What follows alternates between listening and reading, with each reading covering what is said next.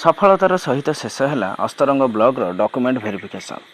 शिक्षा वार्ता नूआदिल्ली सरकार दैनिक खबर और एकमात्र शिक्षाभित्तिक संवादपत्र रे अस्तरंग ब्लॉक आवेदन करिथिबा समस्त प्राथमिक स्कूल और उच्च प्राथमिक स्कूल स्तरीय शिक्षा और मीडिया सभ्य मानक डॉक्यूमेंट वेरिफिकेशन आज सफलतार सहित समाप्त होईछि। एही डॉक्यूमेंट वेरिफिकेशन कार्यक्रम ओडिशा राज्य शिक्षा मीडिया कार्यालय अस्तरंग परिसर में सकाल 10 घटिकार आरंभ होई संध्या 5 घटिका पर्यंत चालू रही।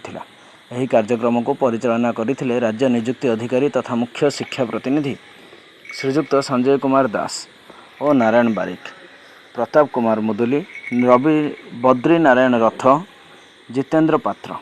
यही वेरिफिकेशन रे जो सभ्य माने चयन हेबे सेमाने आसंता ऑनलाइन लिखित और मौखिक परीक्षा रे भाग नेबे। 79तम स्वाधीनता दिवस उपलक्षे ओडिशार समस्त शिक्षा परिवार को शिक्षा वार्ता नूआदिल्ली तरफ हार्दिक शुभेच्छा और नूतन भविष्य पर शुभकामना। अस्तरंगरू शिक्षा प्रतिनिधि नारायण बारिकों रिपोर्ट, शिक्षा वार्ता नूआदिल्ली।